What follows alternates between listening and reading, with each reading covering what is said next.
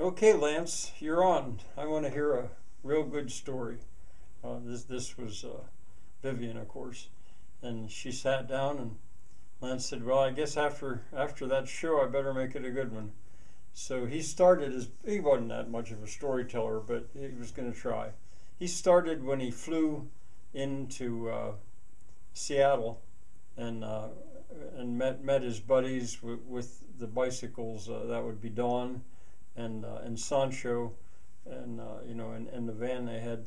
And I've told you enough of it already, but Vivien, she wanted to know it all. I mean, that was what she liked to do, was hear stories. That's one of the reasons she was in the profession she was in. A little bit like Siduri with the nickname Sid.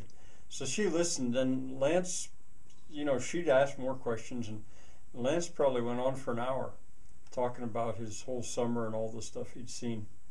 And when he got to the end, he even came around again to the business of showing up at Violet's door, and that now he knew he'd fallen out of a tree, and told the whole thing, the sleeves and his shame and think of others, the whole thing. I've told it to you already, probably twice. But anyway, at the end, Vivien said, "Well, I have two questions. First of all, I think I've heard a story something like this before.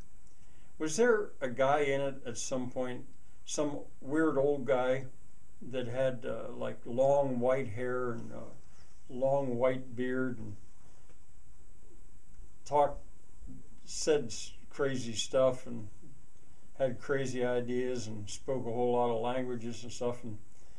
And Lance said, "Well, yeah, that probably you're thinking of a guy named Wedge."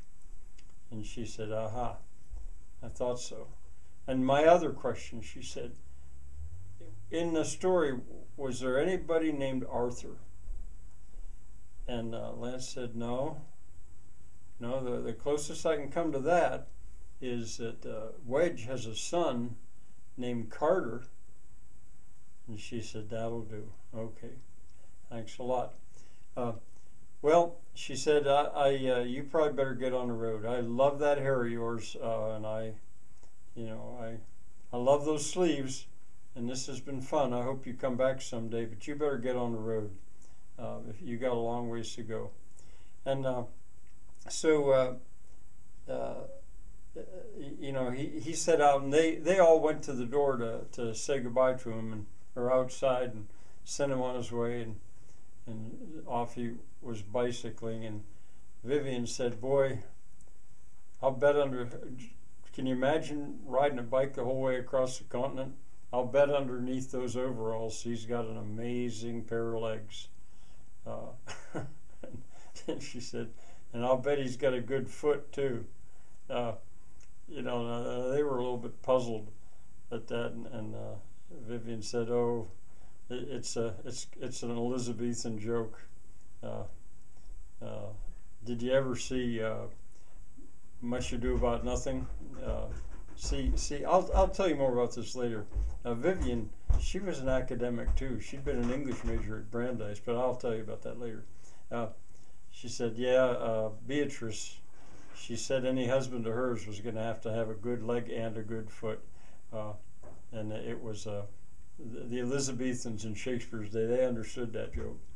And she said, in any case, that Lance, he may be 30 years younger than me, or almost, but I'll tell you what, I could use that Lance a lot if I had my way.